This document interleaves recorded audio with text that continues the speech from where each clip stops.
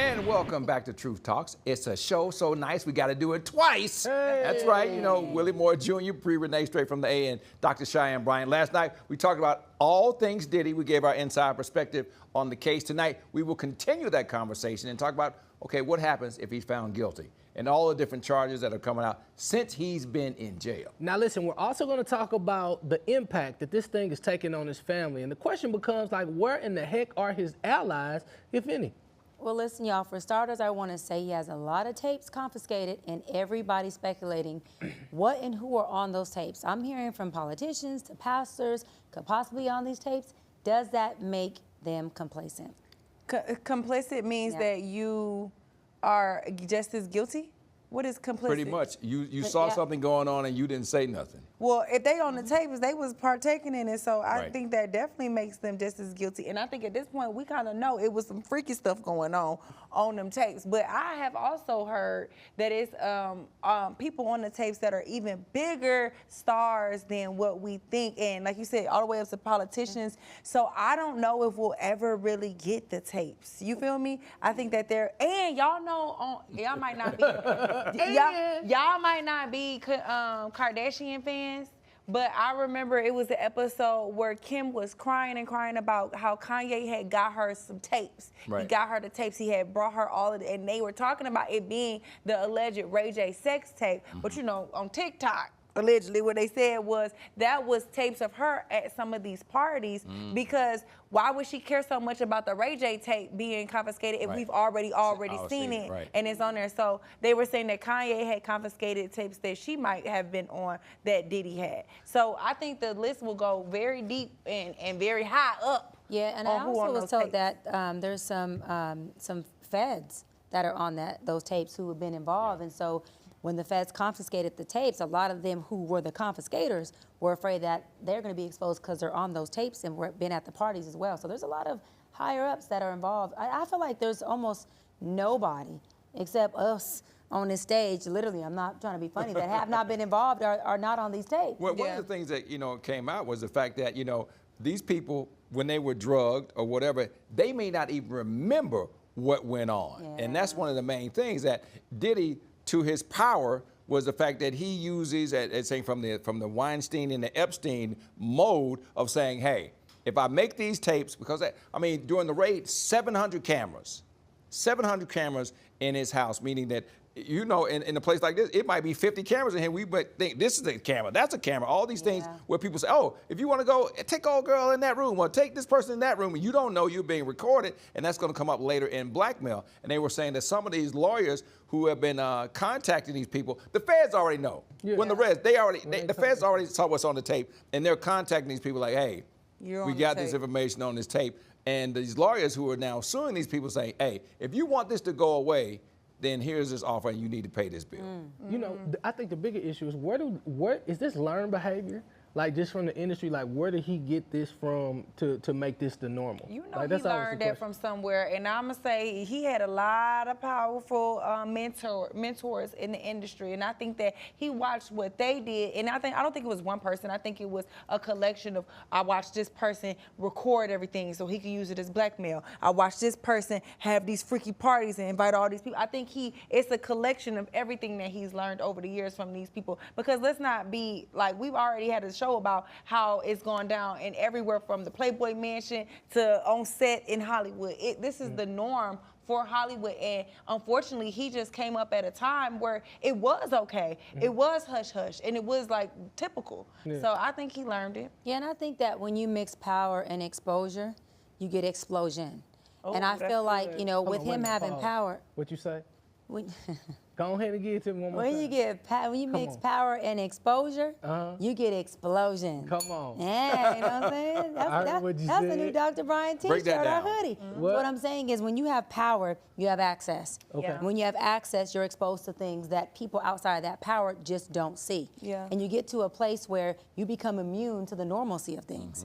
And so, just like, I think you mentioned this in one of our shows, Willie, like, people who watch the normal porn becomes a habit to where the regular porn of just say, heterosexual or whatever goes into a more intense porn, So That's what happens when you're exposed to normalcy. You're like, I got power. This ain't nothing. If this tastes good, if this feels good, Right. what's next? If this feels good, this tastes good, what's next? And the bar keeps raising until you no longer have control or management over your power. And that's when self-destruction comes into play. Yeah. And then now you're exposed to these environments with people who also have your level of power, your level of exposure and access. And everybody's up there having a good time. Nobody's up there with accountability or no democracy to be like, yo, bro, we taking this a little too far. Power Right? down. Yeah, we need to power down. This is way too Right. much. Because when I get those powerful people in session with me, they got the money, they got the power, but they are losing their freaking mind. And they don't know how to manage that part because the power has consumed them. So they've totally lost control to something that they've created, a monster. So how a much monster. how much of this is based on narcotics and drug abuse? Because Ooh, when I I've love that. heard people talk about a level of success where they start, okay, I want a twosome. Okay, I got a twosome. I want a threesome. All right, I foursome or fivesome. They done everything, and then like, okay, I'm bored now. And then somebody introduces drugs. And the next thing you know, we have all these things happen. I mean, there's a very famous case about Darren Sharper, who used to play for the New Orleans Saints, a guy who people said he could have any woman that he wanted. And his thing was he liked to have sex with women when they were unconscious. And so the whole thing was he would go in and drug these women and have sex with them, and that was like, it was like a sickness. So does this become a sickness when you introduce drugs into the equation? 100%. Let's talk about the drugs he was using, right? To y'all point, when we talked about the other night about the razor blades for what? Bree, you kept asking what were they for? Yeah. They're for the coke. You got to line that coke up. The horse juice, or horse drug, was The tranquilizer. The tranquilizer, but also the horse drug loosens people up from anally, right? They loosens them up. It's a And muscle relaxer It's a muscle type- relaxer, loosens them up. And so when you're talking about, does it become the drugs intensify the psychoticness of it? Absolutely, 100%. Like I said last night, I used to work for Diddy at his network, Revolt, and I actually had a very great experience working there. But I know that that's not everybody's story when it comes to working with him or for him. And listen, y'all, you know, I've said this before, he is suffering in jail. Yeah. And for a guy of that magnitude to be brought so low, it has to have a psychological impact on him. You know, again, I said I seen the video of Diddy collapsing in the court. And although I know he did all these things, maybe this is a psychology hat in my empath. Do the crime, pay the time, do the time. But I felt some type of way, like to see that man go from I'm Diddy, I get what I want, oh, I'm that dude, to like break down like that, I'm taking away the judgment of whatever he did. All I was saying is that man broke down. Suge Knight is also, right? His health is completely demised while he's been in prison. A place like prison is not a place for people who are either narcissistic or head honchos or these leaders who are used to rocking and rolling from that level of power. Prison is a straight demise for these people. Yeah. And once the mind goes, everything goes. So psychologically, they can't survive in there. They're not in their normal environment that feeds their dysfunction, that feeds that rah-rah, that dog in them. Yeah. And so they're this big dog in a small park, and what's feeding them? Right. Yeah, we had a discussion earlier on another episode about prison environments anyway, and I feel like I've stood on this 10 toes down that prison is inhumane, especially in America. It's not a place where it's really used to rehabilitate or to help you realize the consequences of your actions. I think for anybody, no matter a man at this power or a normal person who was going to jail for shoplifting, I think that it put in a place to break you down mentally, spiritually, emotionally, physically. And I think that at this point, it is hard to watch because, and I know that he's going through some psychological things as well as probably health, because it's stressful. The food is horrible. Right. They treat you like you're not even a human being. You're at this point, you are a slave. Yeah. I think, I've had two of my close friends who've been incarcerated, and the thing they both came out and talked about was the fact it was the emasculation of them the entire time we're there. When you were, right now, if one of us wanted to get up and go to the bathroom, we would not have to ask permission. Or, you have to strip down, when to eat, when to sleep, when to go out. And they were talking about, it was like almost like it was a way for the people in charge, the guards or whatever, to have the power over them and say, I don't know what you're used to, but this is how it is in here. Yeah. But I think they really, really, really got it out for Diddy, because I don't think John Gotti went to the Brooklyn prison, right? Like they gave him like almost the worst conditions that they can ever have, which lets me know that you probably pissed off somebody that was on some higher up making sure. Like, I think that there is a whole lot of truth, and God bless the victims who went through what they went through, and prayerfully they understand that I'm not being insensitive, but I think there's an underarching message, an overarching message, and then there's some other stuff that may have been done outside of the table to just really teach this man a lesson. Even from the confiscating of his 19 pages of literature, like everybody, like my people who are in jail right now, like, they lawyers in my book. Like, they know exactly where the loopholes are. And so I don't think Diddy was doing anything more than what anybody else would do. This is a common thing. You realize that there's some loopholes and some ways that you get out. For that to be confiscated, this is a clear indication that, hey, man, somebody got it out for this man outside of what he did in the bedroom and with other people. Don't you feel, and they didn't give him bail either, but don't you feel like that's a reoccurring theme when it comes to powerful black men, especially? I feel like they are always out and to give you harsher crimes than somebody that's on the same, that has the same crimes. Like, we talked about the ex-CEO of Abercrombie & Fitch. He has the same charges as Diddy, but he got out on bail. He's not in these conditions at all. So I feel like, unfortunately, our judicial system was never set out to give us justice, especially when it comes to African-American people, when it comes to the crimes they commit. We can't get away with shit. Yeah. So why ain't everybody supporting this, though? Because we believe in the narrative. Well, we're going to come back because we're going to give you more things, Diddy, and kind of break down how this all got started. And there's more. It's like, True Talks 2, like 2.0. It's more, yeah. About Diddy when we come back. Flat out.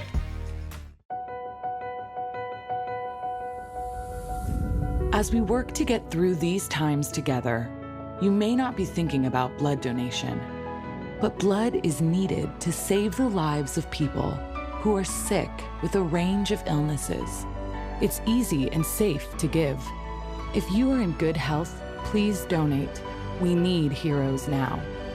Visit redcrossblood.org to schedule an appointment. I was a quarterback at Hardaway High School. College first-round draft pick. During the football season, I would stop eating. But I didn't know I was depressed. We didn't have any education behind what mental health was. I started to learn it starts here first. If this is together, I'll be better as a father and as a husband. We have to redefine what being a strong man is and heal, love your mind. Here's to the things that can keep us safe. Those we use all the time with hardly a thought. Those that are silently standing by to save our lives. And now, those that we carry with us everywhere we go. Many mobile devices will now bring you wireless emergency alerts, real-time information directly from local sources you know and trust. With the unique sound and vibration, you'll be in the know wherever you are. What do you think you're doing, Kevin? Was just gonna drive home. There are several warning signs present that you shouldn't be driving. Like hearing voices? Like your text-to-emoji ratio? Oh man, the selfies. Selfie, nailed it. We all have warning signs that let us know that we're probably not okay to drive. Mine is pretending to be your subconscious. Craig, come on man, let's split a ride home.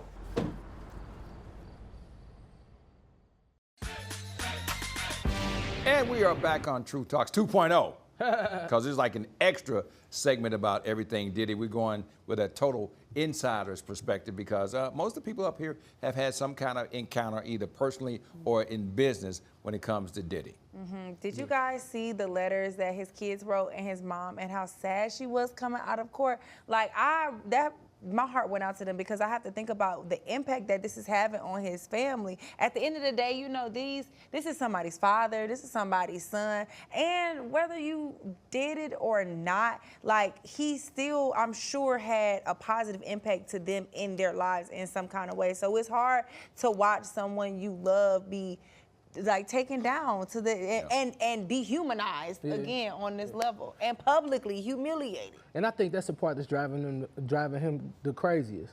I mean, the truth is, men who are like that, as women, I always use this word, but I believe it actually applies to him. Like when you're a narcissist and you actually have these multiple personalities that you roll in, there is one personality that you love the most. And we can see clearly by the way that he treated his children, the way he wanted them involved. They weren't just little pawns that he pop in and out. That character is the part that he actually loved and he enjoyed. And so that part is gotta be tough. I know what it's like to not be able to touch them when you wanna touch them, and I know this is hard. Check this video out, I want you all to see it. Happy birthday to Daddy. Oh.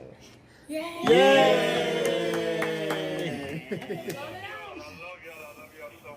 We love you too. Love you, Pastor. I can't wait to see y'all. Yeah. Can't wait to see y'all. And I just want to say I'm proud of y'all, especially the girls. I mean, all of y'all, but just for being strong. Thank y'all for being strong, and thank y'all for being by my side and supporting me. I love y'all. I got the best family in the world. My birthday, I'm happy. Thanks to y'all giving me this call. Thank you very much. I love y'all. We love you all too. Can't wait to see you in a couple of days. I'll see y'all in a couple of days. Say it again. What you say? I love you, Daddy. Yeah. I love you too, baby. Wow. I don't know about you, but I get moved when a child Me too. really cares I was and love getting their teary-eyed. family. too. You know, because this is just only one side of him that they're prosecuting. But it's unfortunate. It's just like a presidential candidate. There's some things that you actually enjoy about these different candidates, but it's unfortunate there's some things that you don't.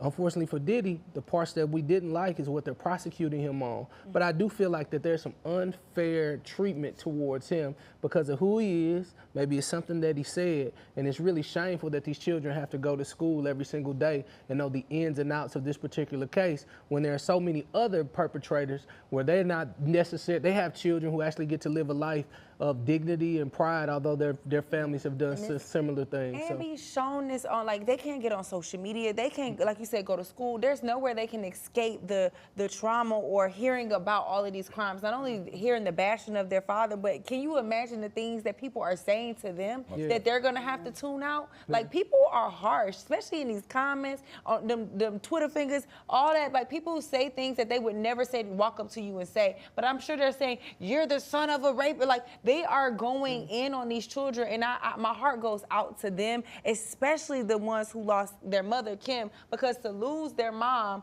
to death and then to turn around and lose their father, and especially those young girls, they still in high school. That's so much trauma to unpack and deal with while you was just trying to be a kid and go to school. Yeah, Dr. B, how do you support it?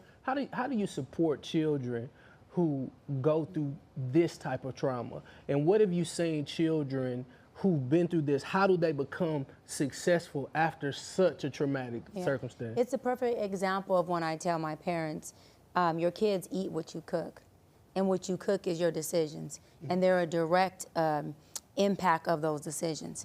And so, you know, and believe it or not, fortunately, many kids who are adverse kids end up turning out to be really great people, because what happens is their parents who don't make the best decisions teach them what decisions not to make. Right? And so they go on understanding, if I don't do that, then I won't get that. So let me try to do something opposite, and the opposite is usually the good decision, right? And sometimes when they come from pastor home, not like to, it's just saying kids of pastors. No, just kids of pastors or kids of parents who do well or been married, who do all the right things. Those kids don't learn what not to do. And they go out and they're rebellious, trying to figure out and make their own way, and they end up being the ones that create the opposite of their parents. And so how you support these kids is, you know, I say transparency is always the best thing, is letting these kids know what's really going on, letting them have visits to their father since they do have a relationship with him. Don't hold them back from that. And also, they have a support system. And if you see the siblings are very, very close. You know, when you keep those siblings close like that, that is their support. That will be their backbone.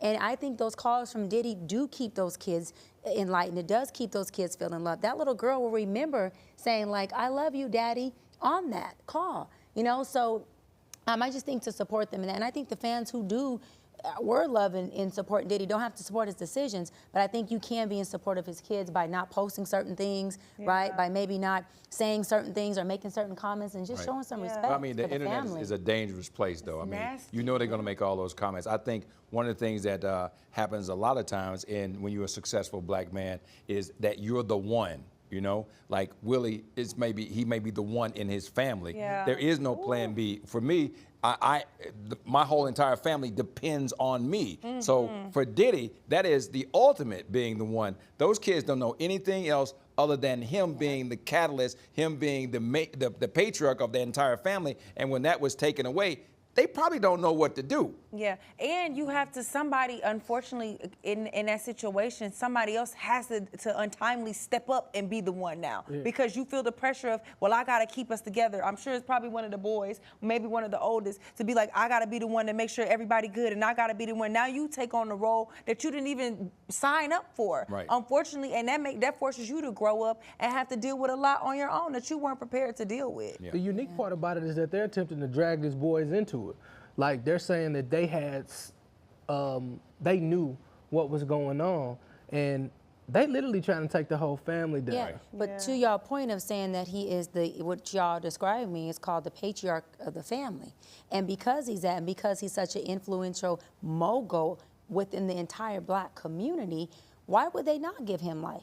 It's not just because he's black and male, it's because black people are the most influential race of people out here. And if we making the loudest splash, then we will be the loudest examples. Right. And so to make an example of who the example is, not just for black people, we are influencing all races of people, from entertainment to sports to politics, period. So, I mean, yeah, they're gonna take him and slam him and say, let me show y'all who y'all all look up to. Let me make him an example of what to and what not to do and slam his butt. And what can be done to you. He got all those awards. He got the Icon Award. He got the Key to the City. He had all those things. And that's one of the things that, you try to take all these back. It's almost like we put you on this pedestal to tear you back down. There you go. Yeah, and I think another dynamic is how they're pitting. Like, look at Al B. Sure. He can do nothing to get Quincy back. Quincy is on the Diddy side regardless. Yep. Al B. Sure has posted all kinds of videos. He wrote a letter. He did all these things, but Quincy is siding with Diddy, and he's sticking with that family. And that's got to be another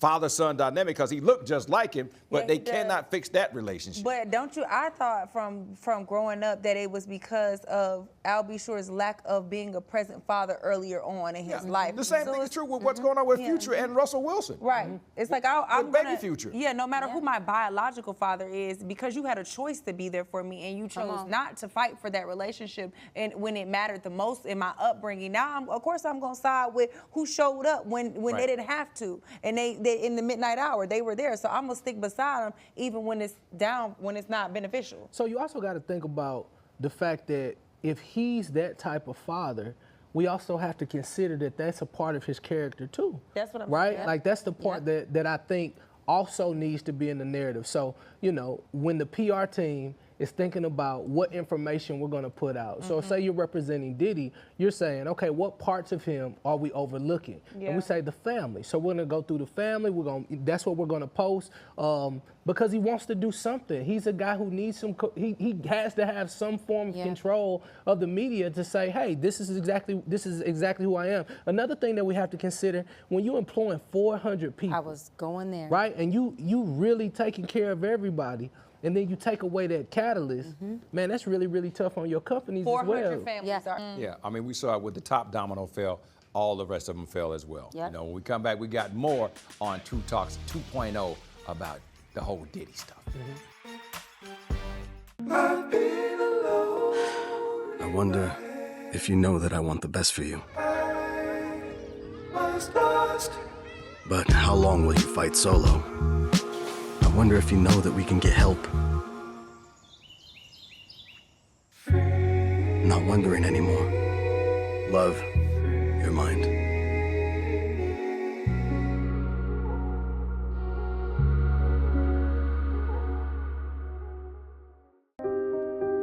Here's to the things that can keep us safe. Those we use all the time with hardly a thought. Those that are silently standing by to save our lives. And now, those that we carry with us everywhere we go. Many mobile devices will now bring you wireless emergency alerts, real-time information directly from local sources you know and trust. With the unique sound and vibration, you'll be in the know, wherever you are. As we work to get through these times together, You may not be thinking about blood donation, but blood is needed to save the lives of people who are sick with a range of illnesses. It's easy and safe to give. If you are in good health, please donate. We need heroes now. Visit redcrossblood.org to schedule an appointment. Here's to the things that can keep us safe. Those we use all the time with hardly a thought. Those that are silently standing by to save our lives. And now, those that we carry with us everywhere we go. Many mobile devices will now bring you wireless emergency alerts, real-time information directly from local sources you know and trust. With the unique sound and vibration, you'll be in the know wherever you are. And we are back on True Talks, a special bonus edition of Everything Diddy. You know, earlier, Willie, we were talking about all the things that happened when you were an artist and how you were signed to a major record label. And one of the things, because you had Q Parker on and y'all were talking about, you know, Diddy and how, you know, y'all were tearing up, talking about his experience, and it was a pleasant experience. So talk about that exchange, but what he didn't say was how, you know, Diddy's been notoriously known for not paying his artists. As a matter of fact, if you go to YouTube and type in Mace confronts Diddy on Ryan Cameron's show, I had Diddy in the studio and Mace walked in and we were live on the air and he came in with this paperwork and was like, I want to be released. And we were live on the air. I mean, it's on YouTube to forever live. Millions of people ever saw it because he felt like Diddy was handcuffing him from being able to perform. I'm with my brother Ryan Cameron. I'm trying to get my paperwork signed. He's trying to get his freedom. And I ain't mad at him. So go in there and bum rush Puff on air. Mason, that's in the building. Murder Mason's in the building.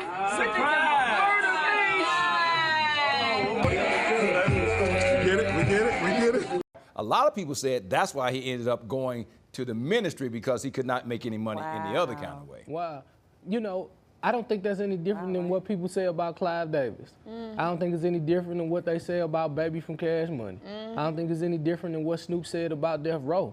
The music business is more grimier than the streets. Like, you understand that when you come in. So when a person like Diddy take your publishing, 100%, give you a co-pub deal where you make $100 grand, but then there's nothing else coming. It's just who's gonna outsmart who. Like, it's just a tricky business. But I still don't think that holds merit on who he has been to his family, right? Like, you can't lump all this stuff together. Music business is music business. There's no way that you could put me on stages with millions of people every single day and I don't pull my brand out and make it into something. You know, Dr. B, she go, and there's 9,000 people out there. You think she ain't taking 20% of them people, getting them to the table and selling out every time? So when it comes to an artist, I think P. Diddy understand that if I give you this platform, I'm gonna take what I'm gonna take, but you gotta get what you gonna get. Yeah, I think that's, like you said, how the industry was ran. Again, he didn't come in and make these deals up by himself. This is like, he just taking the same blueprint that was put on every other record label, and we don't put those other record labels on trial. Their CEOs are not being the CEO of 300, and all these companies out there that they say purposely push this type of music on us and then rob the artists of it and put them life insurance plans on them. We don't put them on trial for robbing them like that. So I think, like you said, to your point, he ain't no different from everybody else in the industry. So the question becomes, why isn't anybody stepping up in all this madness to defend his character and speak on the big things that he's done? Well, Stevie J did. That's one. Stevie J spoke up the entire Stevie J. He did the whole time with his beef stick. But anyways, he talked about it over and over. That's what Jocelyn said. She got the beef stick. I don't know. I know he spoke up to Diddy until they found the beef stick and him on the camera, right on the tapes, and then I haven't heard him since. But I know he was literally doing like daily videos about Diddy's character, and he's a good man, and he's this, and that, and that's my boy, that's my guy, from podcast to interview. You know why? It's also because, Ray J has been another one to step out. But you know why a lot of people don't publicly speak out about it? It's because we have this society where it's like we have a one-track mind. So if I sit up here and say, hey, I had a great report working with him, now people are going to take it and say, well, she's supporting the abuse or this. So it's like, crime, it is crime. And it's like, no, that's not what I said. I said what I said. said was that he was good in this aspect, or he Right. was obviously a great father. So I think it's hard for people to separate what they agree with and what they don't agree with. So a lot of people, viewers of the show, you might look at it how I'm saying, you know, I enjoy working for his company, or I do feel like he paved the way for a lot of black entertainers, and be like, well, she's supporting the abusive victim. I am not saying that. I do not agree with what the allegations are, sex trafficking, all those other crimes that he's been convicted of. And until you have, like we said, we knew when the video came out of Cassie, Right. He did that. That's And hard we could, facts. those are the facts. So we can say, hey, I disagree with that. I disagree with you doing that. But I can't sit up here and say he has been a bad father, because the way, like you said, them children are riding ride for him. with him. Yeah, and his mother, or he's been a horrible family person. You gotta separate what everybody out there. Just because you make a mistake, it doesn't mean you're a totally bad person. There is duality to all of us. There's some good and there's some bad in each and every one of us, and I think that's what makes us human. Well, the one thing that I've learned in being in the radio business, and I tell anybody who comes into that studio, is one thing that we all have to agree on: do not mess with these people's money. Yes. Wow. Do not mess with make sure these commercials run, make Yes. sure these spots are checked off, Come on. make sure these liners are read. The thing that Diddy did was he messed with a company. Yep. Diageo has 200 company. liquor brands. Big company. 200. They're worth $64 billion.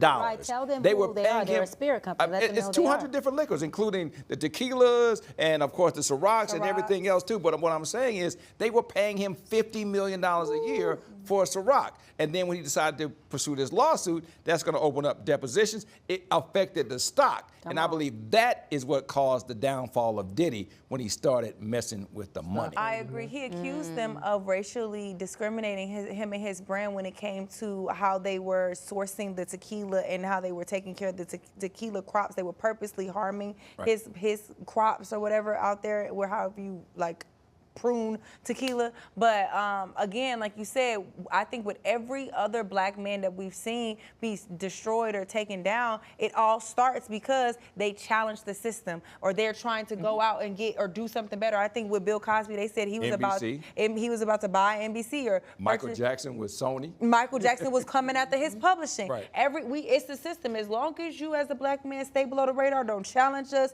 do what we say, get your money and go home, it won't be no problems. But as soon as you stand up for yourself, as soon as you try to fight the system back, we're gonna show you who you are, and we're gonna keep you in your place, and we're gonna make an example out of you to your entire community to show them, guess what? Ain't nobody bigger than the program. But that also happens black on black. Because Diddy presses the people who gonna speak up on him. So Diddy's a very much F around and find out type of dude too. So a lot of times we pressing our own people in our community, trying to let them know who the bigger ups is. But it doesn't work when you're dealing with someone also who has power themselves. So sometimes you gotta checkmate yourself and say, wait a minute, what am I really doing here? I always say this to my clients: process before you produce. Because if you don't process before you produce, you might produce something you can't come back from. And that's what Diddy did here. And a lot of people in those positions aren't understanding that, wait a minute, I gotta make this make sense before I let me take my time before I end up doing time with a decision because I didn't take my time. Yeah. Studies have shown that we take on more images in 1 week than people who was born in the 1920s took on in a lifetime. Wow, that's crazy. Wow, in a week? That's In crazy. 1 week, social media. we take on more That's a lot. images Oh my God. in 1 week than people who were born in the 1920s took on in a lifetime. Meaning that now it is so much easier and so easy to create a narrative on anybody. Like literally with the Elon Musk of the world who they're now running X, and other people, and like they're literally showing you and creating a story for your life. And so when it comes to African American men who are being extremely successful and you want to speak truth to power, it's just like the young lady who came on when we were talking about the DEI. We're gonna have to be strategic. People like David Stewart, who has $118 billion, a super mentor of mine from St. Louis, Missouri, who's the founder of Worldwide Technology, he played different. Like he learned how to play the game a little different, and he did business by the good book. Here's the thing: I'm not saying that he got everything right, but whatever strategy that he was able to use, we know now the lesson is Bill Cosby. If you're going after that, you're gonna have to go through it a little different. I grew up with, when I found my biological family, we have a whole lot of millionaires who were millionaires in the '60s. But they realized because of the color of their skin, there were certain things that they couldn't do. They played it different. They had white counterparts who were partners, and they would go in and take care of the business all along. We were running everything that was going on. Yeah. So I think you just got to be a little bit more strategic when you realize that there's some repercussions because of your actions. Two examples of that, right? Two examples I didn't even know it of until something that's 2020. really going on. I have a friend who has to write a letter to Forbes every year to keep him off of the billionaires list. Wow. He said, you know, I have to like tell him him, as a I don't want him to, I don't want any of this notoriety. I don't want my face out there. It's deliberate. Then I have another friend who posted something on social media. It was very, very touching and very moving. And I sent him a text. I was like, man, what you posted? And he's got millions of followers. I said, what you posted, man, it really moved me. He said, what was that? And I said, here's what you posted. He said, man, I ain't on social media. He has a team that he just gives them the bullet points, and they posted it. That's when I knew. I said, man, here I am all touched and moved by this post, and you didn't do it. To your point about the images, that people can create these narratives of what they want you to believe and what they want you to see. Rupert Murdoch owns the Washington Post, right? Jeff Bezos owns the Wall Street Journal. What they're saying now is in 10 years, all mainstream media will go away and it'll be whatever the narrative they want to have. So if they want to create a narrative against the black man, of course they're going to be able to do it because it's already happening right now. My friend's saying, don't put me on the Forbes list. I don't want any of that attention. Michael Jackson wanted that attention. You know, Bill Cosby wanted that attention. Diddy wanted that attention. And they got exactly what they wanted. Too much attention. And I think this is also like the meeting of the powers of the mind. Because, you know, again, narcissists think that they are the power, and now Diddy has met another level of power that he doesn't have power over. And I think that's when it becomes more of a checkmate. That's not a good checkmate. You know what I mean? When you can't get yourself into management in order. We got more when we come back. You know, 50 million compared to 69 billion is a big number for somebody who is affecting that stock market. Yeah, we got more of our True Talks 2.0, all things Diddy, when we come back. What do you think you're doing, Kevin? Was just gonna drive home. There are several warning signs present that you shouldn't be driving. Like hearing voices? Like your text-to-emoji ratio? Oh man, the selfies. Selfie, nailed it. We all have warning signs that let us know that we're probably not okay to drive. Mine is pretending to be your subconscious. Craig, come on man, let's split a ride home.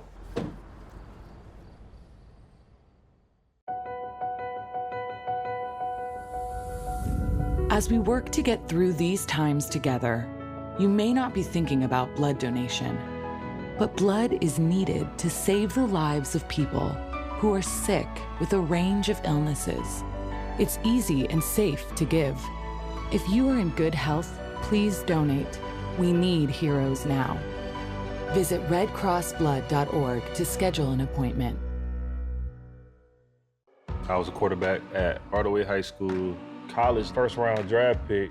During the football season, I would stop eating. But I didn't know I was depressed. We didn't have any education behind what mental health was. I started to learn it starts here first. If this is together, I'll be better as a father and as a husband. We have to redefine what being a strong man is and heal, love your mind. Here's to the things that can keep us safe. Those we use all the time with hardly a thought. Those that are silently standing by to save our lives. And now, those that we carry with us everywhere we go.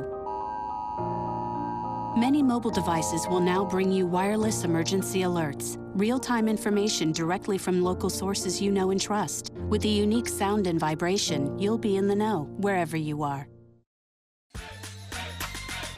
And we are back. You thought you could, have enough True Talks, but here it is with some more True Talks, talking about Diddy and, of course, what happens now. We've heard all the allegations. We heard about the court cases, and he's tried to get out of prison like 3 times now. So, Willie, what happened if he's found guilty? We'll just have to say that man went from the mountaintop, and now he's in the valley low. And the truth is, prison it's probably going to be for the rest of his life with the type of allegations that they're putting on him.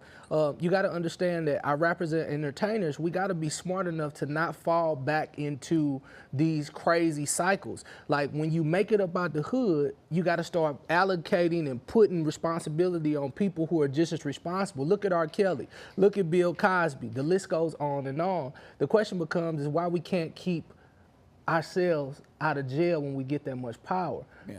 Like what is the solution? How do we, I know we say you got to keep good people around you, but like what do you think, Dr. B, and I just direct it to you, like what do you think we can do to African American men to kind of keep them more prepared for what's to come? The NFL, they bring people like me in to come speak. The NBA, they make sure that they bring people like Dr. Eric Thomas. With entertainers, there's nothing to teach them, like, hey, this is how you handle this power, what's going on. It's almost like they're setting you up for failure with this type of power because it's so addictive.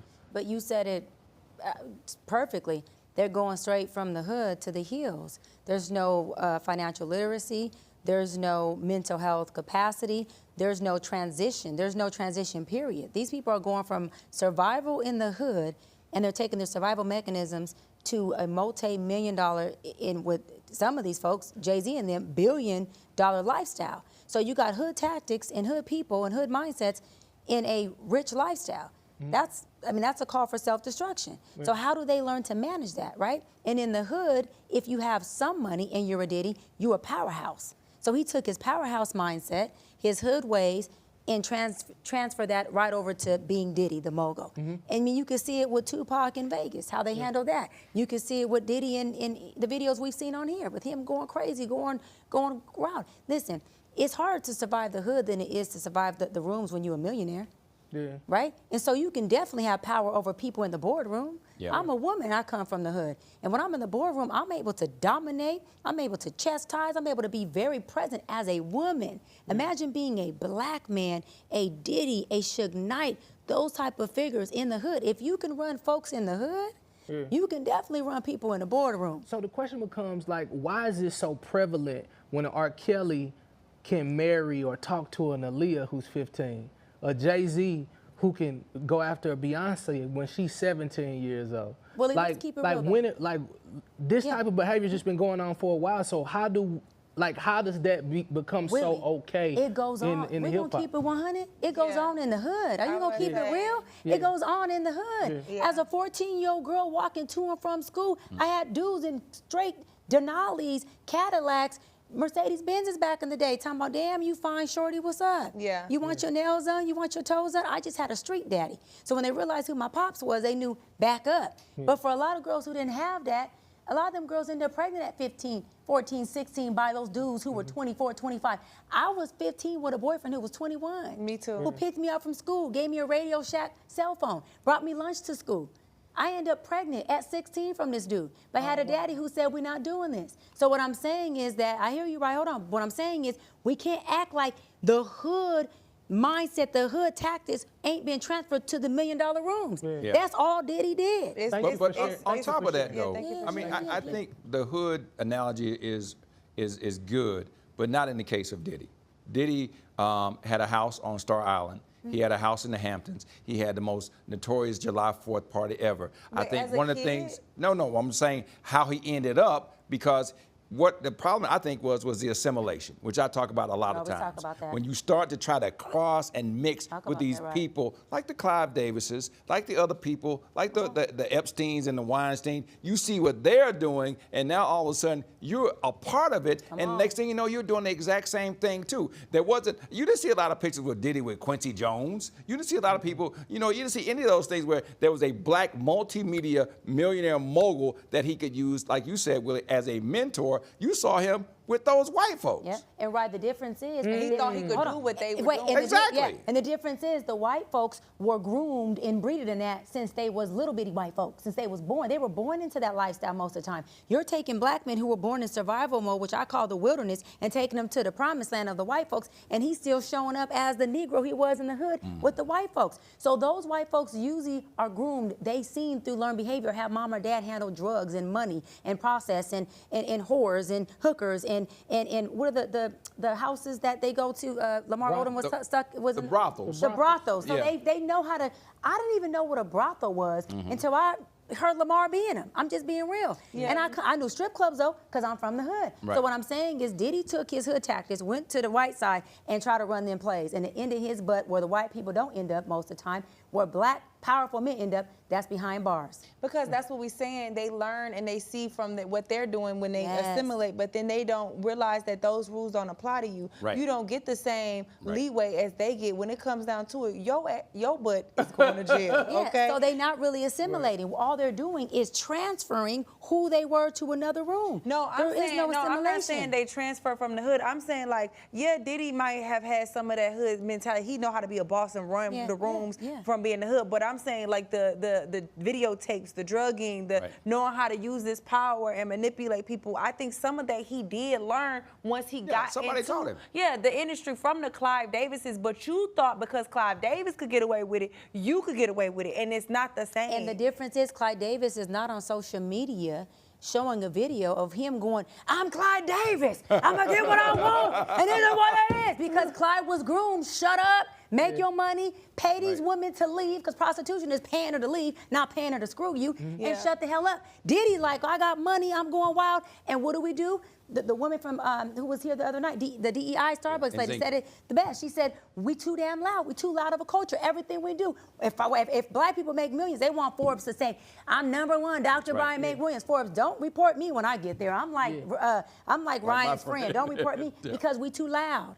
So we assimilate, but we don't assimilate. And that ends up being our problem. We assimilate meaning by position, but not by mindset and not by behavior. So we're still doing the things that if we did that in the hood, we still end up behind bars. So all we do is go from one hood to another hood in our mind and our behavior, and we end up in the same place we would have ended up no matter what room we in. Yeah. That's just what it is. Yeah, and now you got a whole legacy that's now destroyed Yeah. because of that decision. There you go. And so that's the hardest part for anybody to think about. I always say, even on this show, that the enemy is never focused on your now. He's always setting up the plot for your future. So even with the small little that the Bible talks about, it's the small foxes that ruin the vine. It's not the big one that you can see that cause you like, oh man, you a big fox, let's get him or what have you. It's the small things that turn into the big things. So that's why now with this next generation, you guys have to be so much more intelligent and intuitive to what's going on. You have to realize that there's some things that this industry offers that you cannot say yes to. Yeah. Your no is gonna have to be your biggest asset in this business. stand on it. And you gotta stand on it like a rock. And your enemy, your enemy is what? It's yourself. Yeah, Talk about that. The enemy is yourself. enemy. It's your decisions you're making. It's the people you're around. It's the things that you allowing. Your enemies are the things you saying yes to. The things you ain't saying no to, and sometimes the things you saying no to so you can get your yes. That's what the enemy is, and people got to understand that. The enemy ain't some devil, somebody outside of you, it's you. And we're not coddling your bad decisions. We're not coddling the enemy that's inside. You got to process that, you got to heal that, you got to get it together, because the bars that you're end up behind is going to come for you in any room if you don't change the person who makes the decisions, and that person is you. Yeah, you're going to end up being an asterisk, you know. Period. When you look at Wikipedia, you look at Unsung, it's like, it was all going well until. You know, and that's when it takes you down, because you see on Wikipedia it's our early life and career and the musicology, and now Diddy, who went from having a key to the city to now he's an asterisk, the trouble that brewed and the Cassie and all those things. And he got those a key things, to the prison they now. will never go away. I wish. Yeah, I think that's the part that I feel was sad. It's that assimilation you talk about, Ryan. I love it, because we have to teach, when we're talking about who teaches these entertainers how to do what, we have to teach these entertainers, or anybody, just black people in general, the real idea, if they're going to assimilate, how to do it, so they can really be in those rooms and really be rock stars and really keep their legacy and really be able to leave generational wealth for their kids and really do it the right way. Yeah. Well, we got more when we come back, because, you know, we just getting warmed up. Yeah, we're going to talk about the victims, though. Yeah, when we come back, about those 120 people who filed those lawsuits with Tony Busby, and more about the other civil lawsuits. You know, we got more coming up on Truth Talks. What do you think you're doing, Kevin? Was just gonna drive home. There are several warning signs present that you shouldn't be driving. Like hearing voices? Like your text-to-emoji ratio? Oh man, the selfies. Selfie. Nailed it. We all have warning signs that let us know that we're probably not okay to drive. Mine is pretending to be your subconscious. Craig, come on, man, let's put a ride home.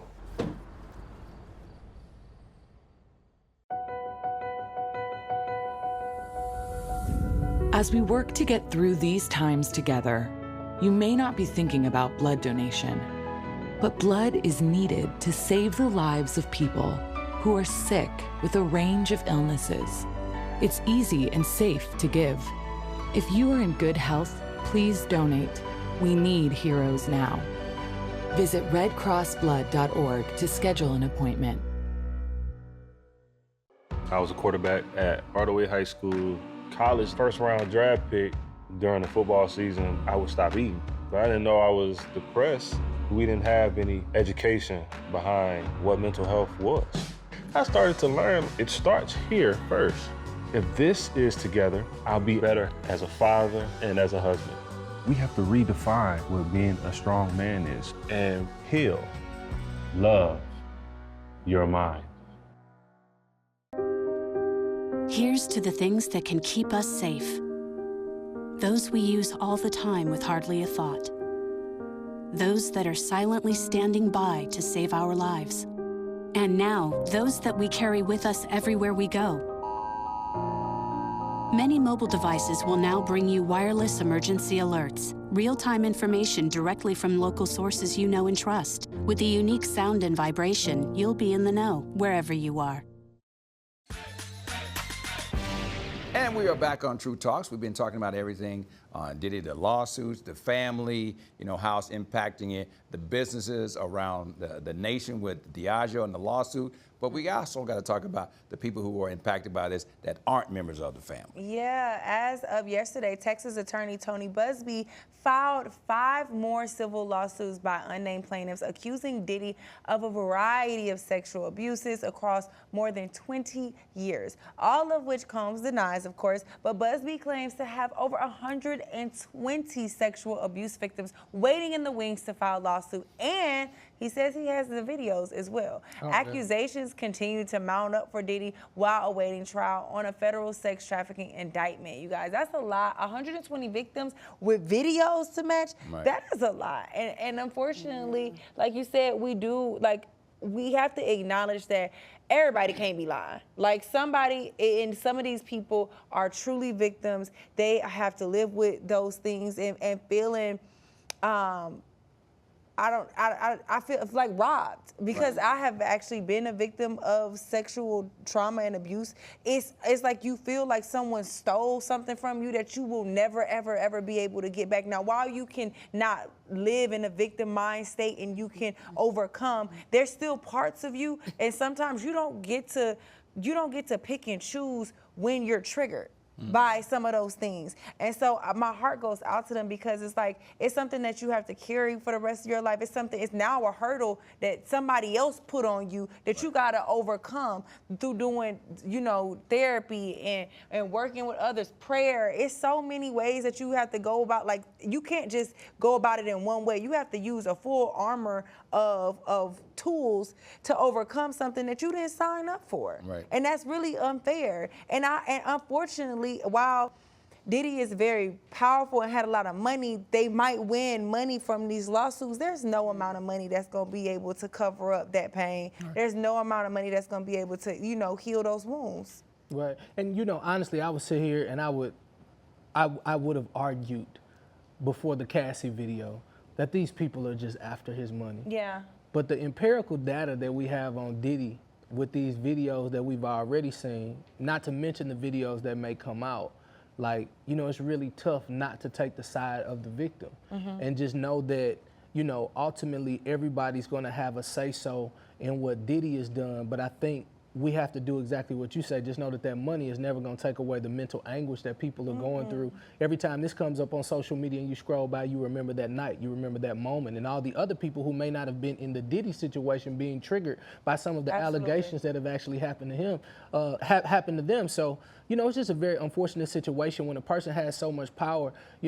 I think Spider-Man even said it, to whom much is given, much is required. Right. And you got to take a different type of responsibility. And this is 120 people that have spoken up, but there are That's so many more people That's that the will thing. not speak up. As a victim myself, it took me 10 years to admit it to my family, I know for a fact were my allies, who were my, my covering. So it's like it takes you so long, because when you don't want to keep reliving it, you don't want to speak out publicly, especially in a situation with Diddy, somebody like that, because now everybody want to interview you. Now you the poster child for sexual abuse. Right. And every time you go somewhere, they want to talk about it. Like, nobody want to deal with that. So it's so many other people that are suffering in silence. But I want to say that there's so much power in speaking up.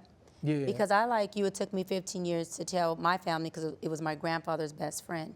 And so I waited till my grandfather was on his deathbed to tell my grandmother. And she told him, and I said, do not tell him on his deathbed. She told him, and I say all that to say, the moment that I told her, she beat herself up thinking, how did I not know I'm a bad parent? And I'm like, there's nothing you could have not known. There's nothing you could have not did or done differently, but it freed me.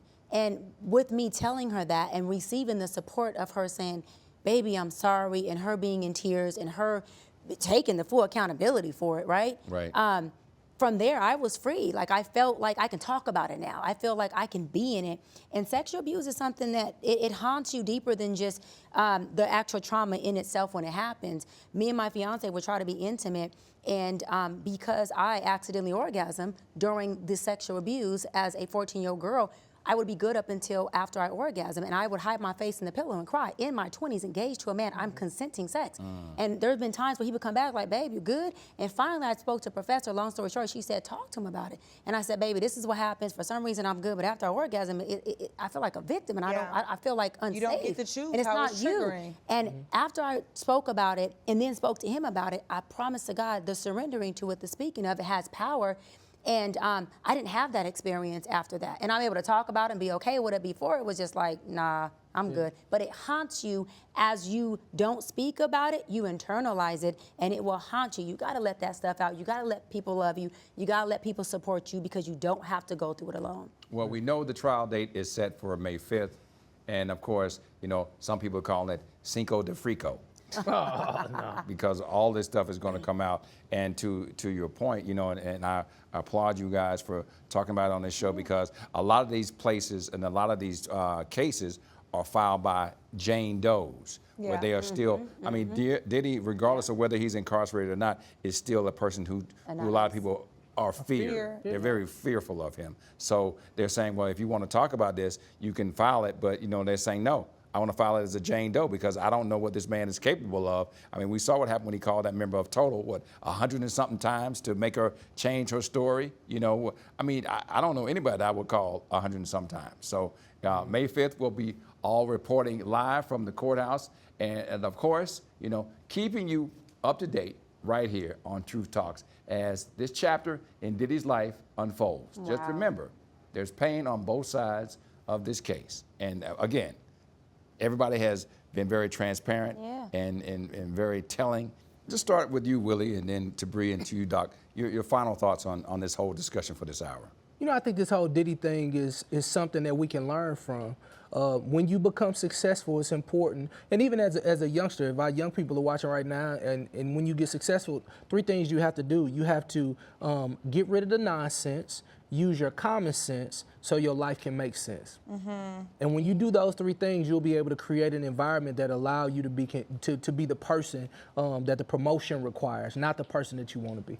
Yeah, and to that point, I also would like to say out there, as we continue to be successful, because I know people of color, we're going to keep being, the top of everything that we do. Don't let power be the drug that you overdose on. Like, remind yourself to, be grounded, be humble, keep people around you that are not on payroll, that genuinely love you, that want the best for you, that can stay in your ear to keep you guided on that track. And then to the victims, like Doc said, you don't have to suffer in silence. Find somebody, even if you don't speak out publicly against your abusers, but find someone to confide in, to be that safe space. You deserve to heal, and letting them continue to hold, allowing yourself to be a victim to that trauma is giving them power that they no longer deserve to have over your life. So take your life back. Yeah.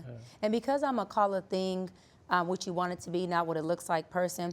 I like to call this something that our community can all learn from. I think that folks who are not just victims of Diddy, but victims of other sexual abuse, this is a space where you can be empowered. This is a space where you can be supported. I think that use this in a way to figure out how can you find your voice in things like this. Also, for men who are you know, coming up in the space, are already in the space of entertainment, or not entertainment, you do have success underneath your belt. I think you can use this as figuring out, how do you manage your power? How do you manage yourself? How do you define your character? What do people get when they get you? I always ask people that, what do they get when they get you? Do they just get a powerful, arrogant son of a bee? Or do they get somebody who's in power, who uses it to really shape and shift a culture, to leave a legacy, and to be a person of power who people look back on and say, he or she did what they were supposed to do with their power? And so that's for you to think on, and that's for you to decide. And so that's my thoughts on it. Well, my mantra is, don't talk about it, let them read about it.